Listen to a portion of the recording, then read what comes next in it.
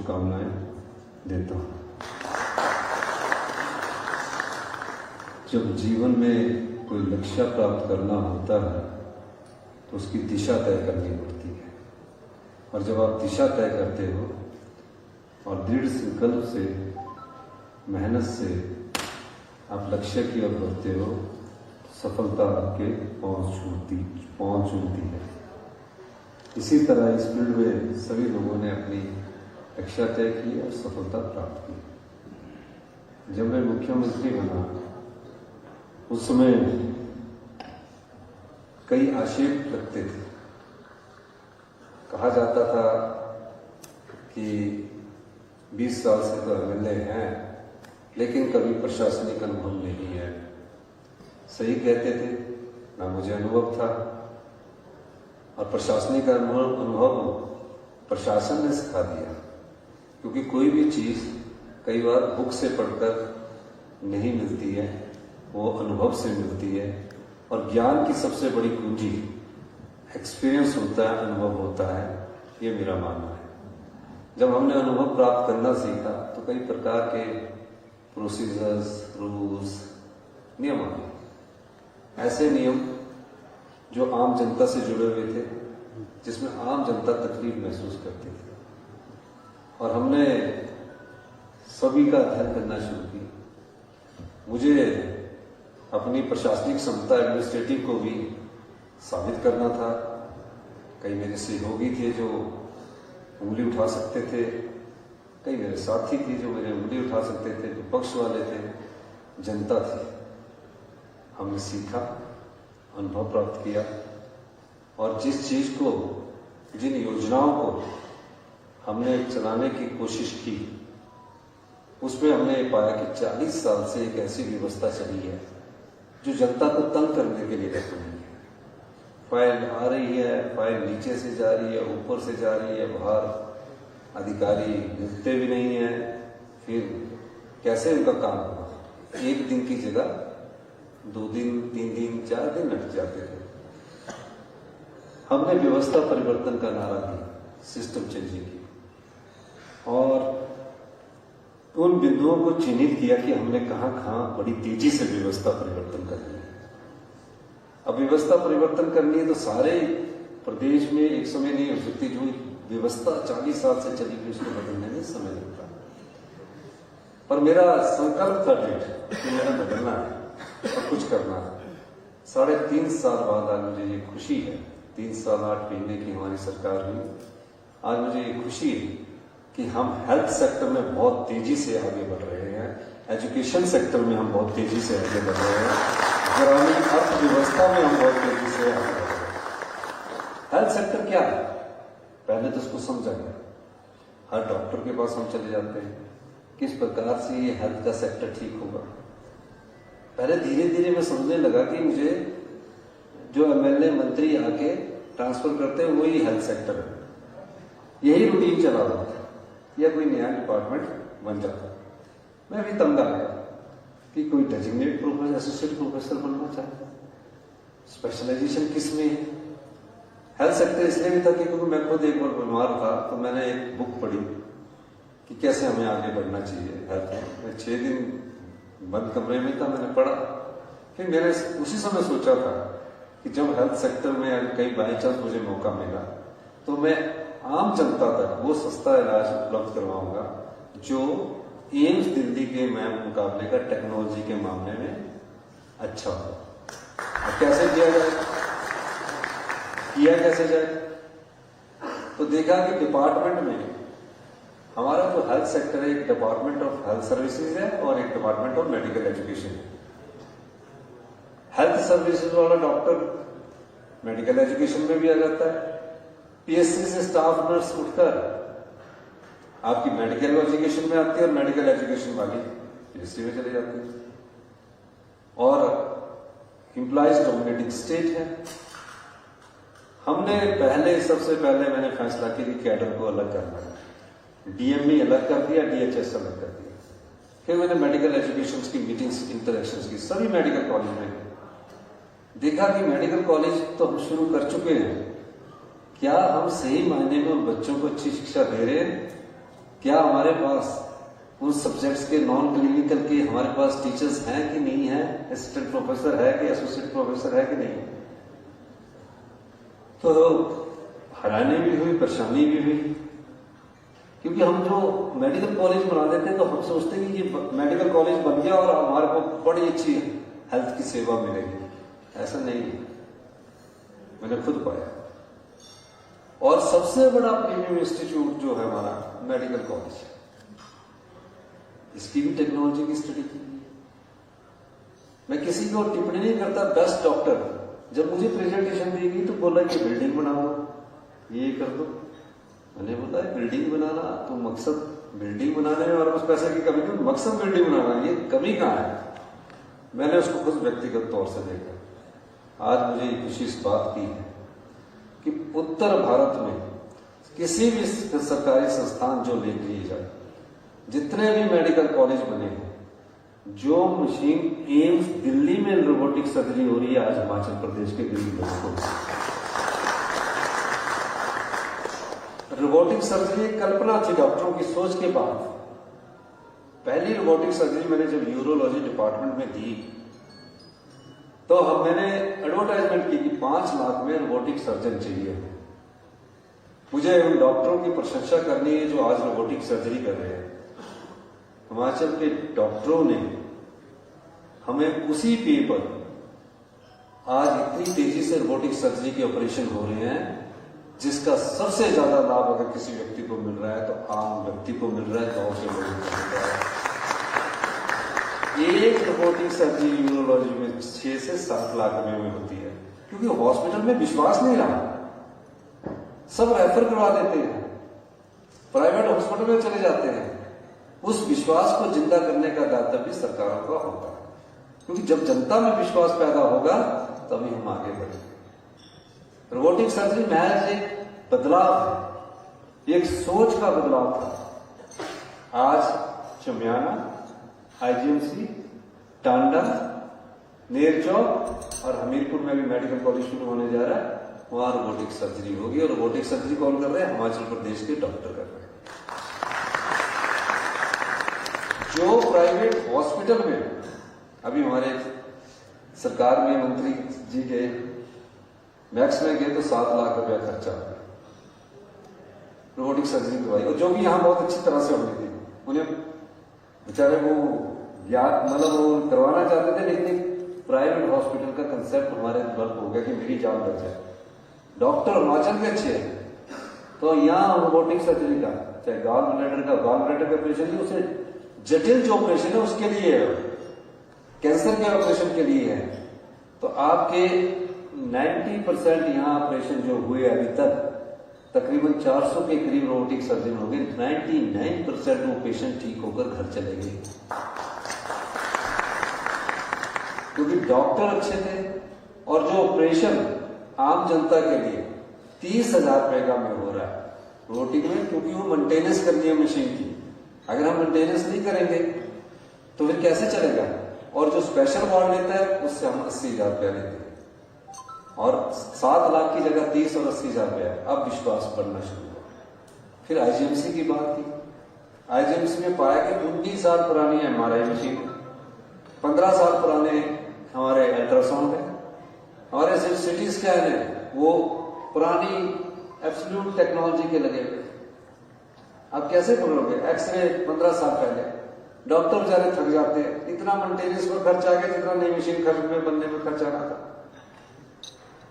मैंने सभी medical college में मेडिकल कारपोरेशन बनाया और सभी मेडिकल कॉलेज में एमआरआई 3 टेस्ला मशीन लगा दी, सिटी स्कैन लगा दिया। अब हमारा जो एम्स में भी वेटिंग थी, पिछले कल में एम्स में था तो मैं उनसे पूछ रहा था, जो एम्स में वेटिंग आज जो डायग्नोस सिस्टम को में वेटिंग है वो 6-6 महीने की, पेट स्कैन की वेटिंग है, एमआरआई की वेटिंग 3 महीने की है। मैंने कहा हिमाचल प्रदेश में सभी मेडिकल कॉलेज में डायग्नोज, चाहे एमआरआई करवाना है, सिटी स्कैन करवाना है, अल्ट्रासाउंड करवाना, उसकी कोई वेटिंग नहीं होगी। अगले 6 महीने में हम सारी वेटिंग खत्म करने जा रहे हैं, हमारा पेशेंट जाएगा।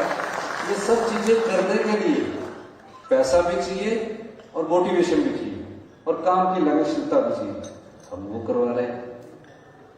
अभी एक लैब लगी है ऑटोमेटिक, जो एक लैब लगी है वो एम्स दिल्ली में लगी है, मैं उसका भी देख कर आया, पाया कि इसमें क्या है, ऑटोमेशन है, पूरी कंप्यूटराइज्ड है। आपके ब्लड टेस्ट होते हैं, जो मेडिकल प्रोफेशन से जुड़े हैं वो सब जानते होंगे, ब्लड टेस्ट होंगे 1 घंटे में 3200 लोगों का टेस्ट होगा। अभी हम कराते क्या है, कृष्णा के पास चले गए, पैथ लैब के पास चले गए। मैं उनकी बुराई नहीं करना चाहता, मैं बताना चाहता हूं।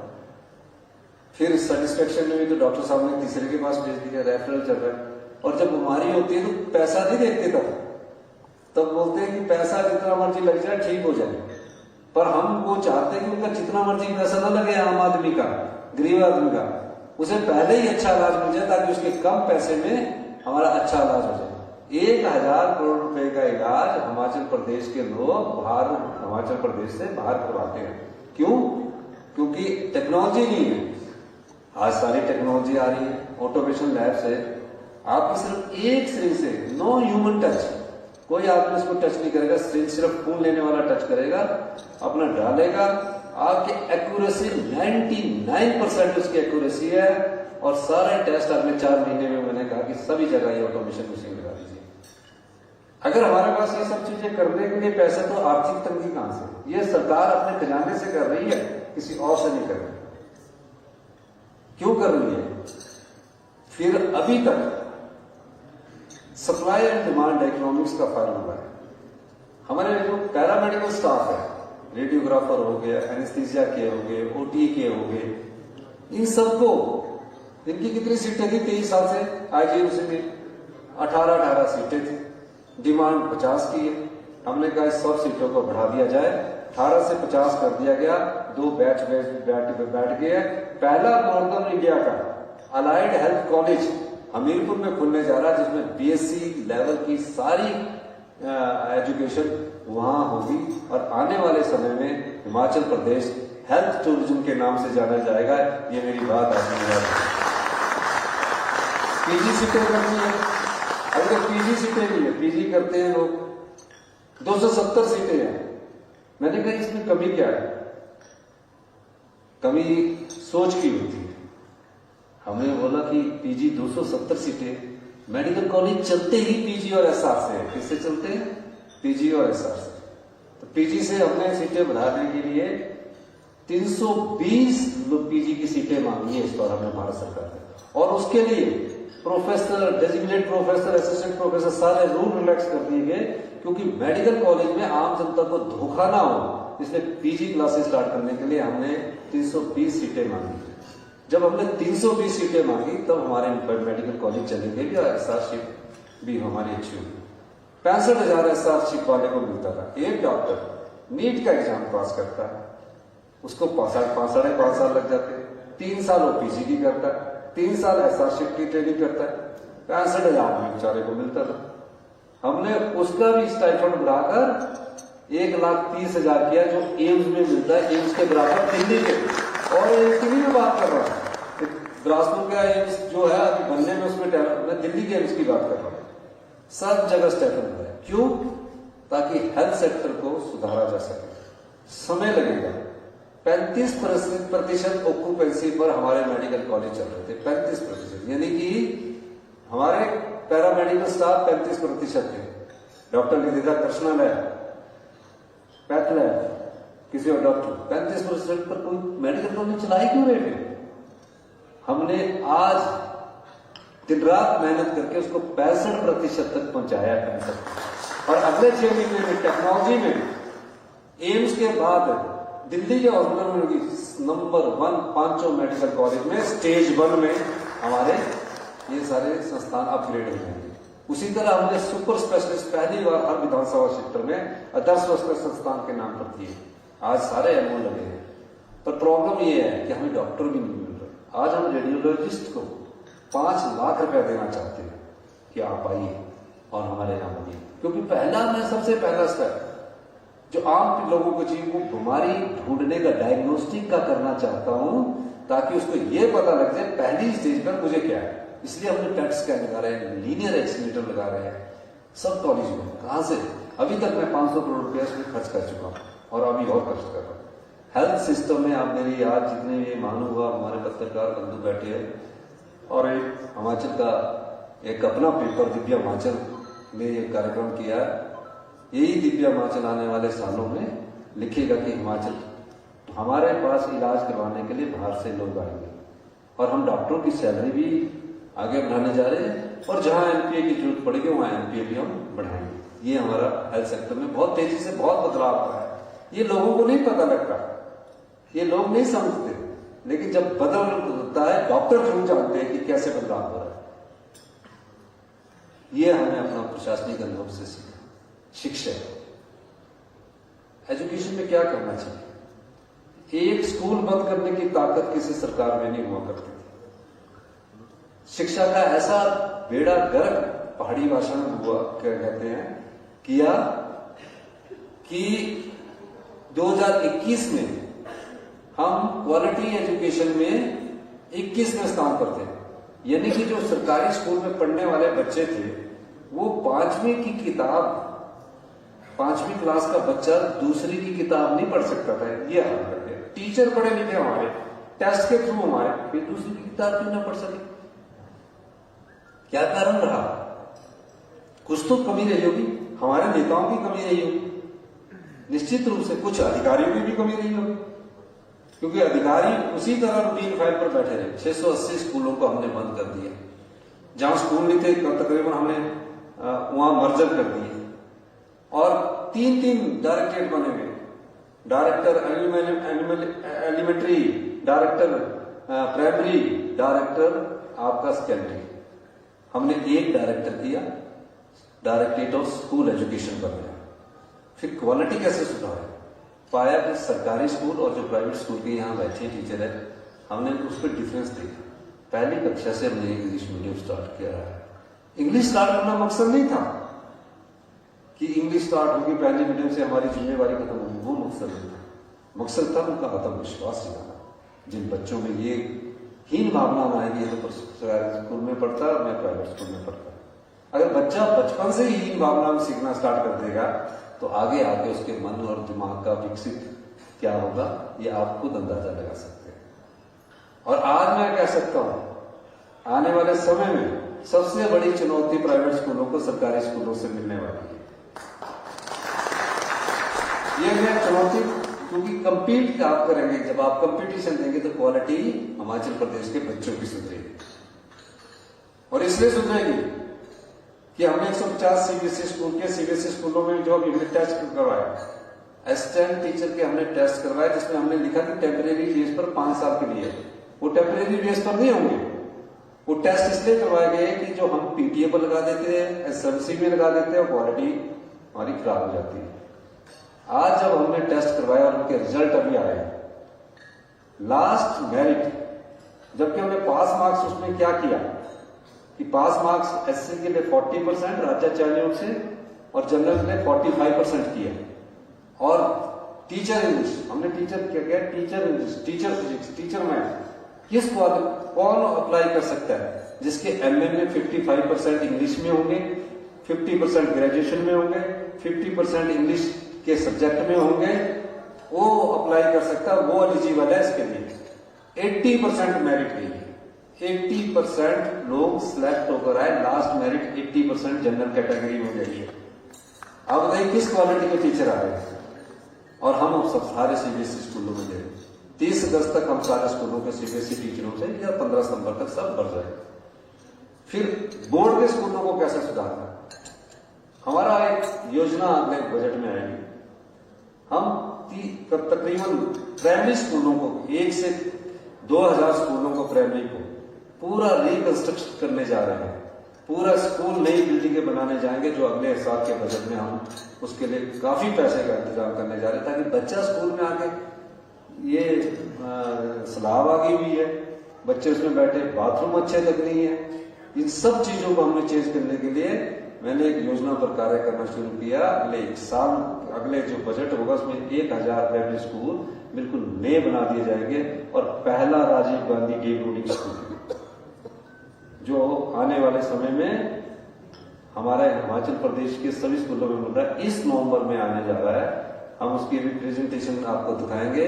आप देखेंगे कि कितना बेस्ट स्कूल सरकारी स्कूल के बच्चों के लिए बनने जा रहा है, जो कि मैंने अपनी विधानसभा क्षेत्र में बनाया, लेकिन सभी विधानसभा क्षेत्रों में डे बोर्डिंग आने स्कूल बना रहे हैं। दिन का खाना हम स्कूल में देंगे ताकि जो बच्चे हमारे स्टंटेड पैदा हो रहे हैं, वेटेज वाले पैदा हो रहे हैं, वेस्ट, उनको हम अच्छा खाना देंगे। ये सब पैसे का सदुपयोग प्रूडेंटली किया गया है। अगर हम फिस्कल डिसिप्लिन के साथ प्रूडेंटली थिंक ओवर करते हैं, गुड गवर्नमेंट के लिए गुड गवर्नेंस करते हैं, तब हम आगे बढ़ सकते हैं। यह व्यवस्था परिवर्तन इसको कहते हैं, जहां योजनाओं को और सरकार के दर्द को, जनता के दर्द को, जनता की पीड़ा को समझकर योजनाएं धरातल पर लाई जाए, उसे व्यवस्था परिवर्तन कहते हैं। किसी ने मांग नहीं की है हमसे, हम कर रहे हैं। ये यही नहीं हो रहा। कभी गांव का किसान ये नहीं सोच सकता था कि उसकी हल्दी 150 रुपए किलो खरीदी जाएगी। कभी गांव का किसान ये नहीं सोच सकता था कि 80 रुपए किलो उसको हमारा गेहूं खरीदा जाएगा, 50 रुपए किलो मक्की खरीदी जाएगी। हमने इसकी स्टडी की। हमारे पास 100% भूमि में से 68% भूमि वन भूमि है। 5% हमारी भूमि जो ऑस्टिस बन गए हैं, डैम बन गए हैं या नदियां बहती है, वो है। 28% पर हिमाचली निवास करते हैं। अब उनको कैसे सार्थक बनाना है, कैसे उनको सेल्फ रिलायंट बनाना है, ऐसी योजनाओं पर हमारी सरकार कार्य कर रही है। इसमें कोई देर है, सोशल सिक्योरिटी में भी हम नंबर 1 पैरामीटर्स पर आने वाले हैं।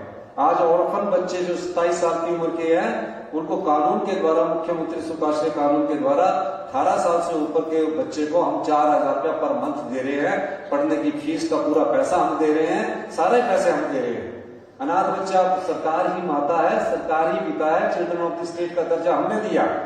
ये नाम चिल्ड्रन ऑफ द स्टेट का दर्जे का मतलब है कि 27 साल तक पैदा होने से लेकर सरकार उसका ख्याल रखेगी और उसको हम खर्चा कर रहे हैं। आज विधवा बहनों के बच्चों की सारी पढ़ाई, मेडिकल कॉलेज के पढ़ाई की 3-4 लाख रुपए लग जाते हैं। सारे पढ़ाई का खर्चा सरकार दे रही है। और जो आम आदमी है, जो सरकारी नौकरी लगा है, उसको भी कहा है कि तुम्हारी 12 लाख रुपए तक आय है, तुम अपने बच्चे को पढ़ाई के लिए 20 लाख रुपए का लोन 1% ब्याज की दर से ले सकते हैं। जब आपका बेटा डॉक्टर बनता है, IIT में जाता है, NIT में जाता है, IIM में जाता है, तो आपका बच्चा डॉक्टर बनता है, तो आपको लिए भी पैसे किसी को लग नहीं रखा। क्योंकि ये जो संपदा है प्रदेश की, इसकी हक की लड़ाई हमें लड़नी है और इस संपदा को हमने बचाना है। इसी संपदा को जब बचेगी तो इस प्रकार की योजनाएं आएंगी। मुख्यमंत्री आएंगे, कुर्सी में बैठेंगे, मंत्री आएंगे, कुर्सी में बैठेंगे। आप भी आएंगे कि 5 साल बाद देखते हैं, इनको देखते हैं। व्यवस्था वो चल रही है। ऐसी व्यवस्था से दूर रहना चाहिए। जो व्यवस्था जनता और समाज के कल्याण के लिए लाई जाती है, जो व्यवस्था आम आदमी की, लोगों की दर्द से जुड़ी होती है, जो व्यवस्था आप महिलाओं को दर्द से जुड़ी होती है, उस व्यवस्था को ही परिवर्तन करने की जरूरत है। इसलिए हमने इस कार्य किया। आज सामाजिक सुरक्षा पेंशन में हम आगे आ रहे हैं। हम ऐसे ओल्ड एज रिजॉर्ट बना रहे हैं जहां बुजुर्गों को रहने के लिए अच्छे हम कमरे उपलब्ध करवाएंगे। 2 बनने जा रहे हैं। दिव्यांग बच्चों की पढ़ाई के लिए भी कोई, अब हमारा इंस्टीट्यूशन है, 70 साल का इतिहास हो गया, जो हैंडीकैप है। पहला वन ऑफ द बेस्ट दिव्यांग इंस्टीट्यूशन कॉलेज लेवल तक का हमारा कंडाघाट में बनने जा रहा है, जो अगले साल बनकर तैयार है। कोई इन्होंने मांग थोड़ी की कि मुझे चाहिए, मांग नहीं की उन्होंने कि हमें चाहिए। कोई नहीं आया मांग करने। यहाँ मांग करने तो आते हैं हमारे जो सबसे ज्यादा मांग करने वाले थे सरकारी कर्मचारी, जिनकी पेंशन होती है, DA होता है, उनको मांग करने आते हैं। कोई आम आदमी नहीं आता बेचारा मांग करने। अपने रेवेन्यू का जो हमारा बजट है 54,000 करोड़ का, ये भी बताना चाहता हूँ। 54,000 करोड़ रुपए का हमारा इस बार बजट प्रस्तुत किया गया। पिछले साल 58,000 करोड़ का था। ये भी इतिहास में पहली बार हुआ कि कभी 58,000 करोड़ का बजट को 54,000 का प्रस्तुत किया गया। अधिकारी मेरे पास आए। अधिकारी ने कहा कि आज तक निगम जी लोगों के बीच बहुत बेइज्जती होगी, आप इसको 60,000 में देते हैं। मतलब 6,000 करोड़ कहां से लाए? नहीं, वो आंकड़ों को हम जाल दिखाएंगे, पिछले कई सालों से पड़ा है।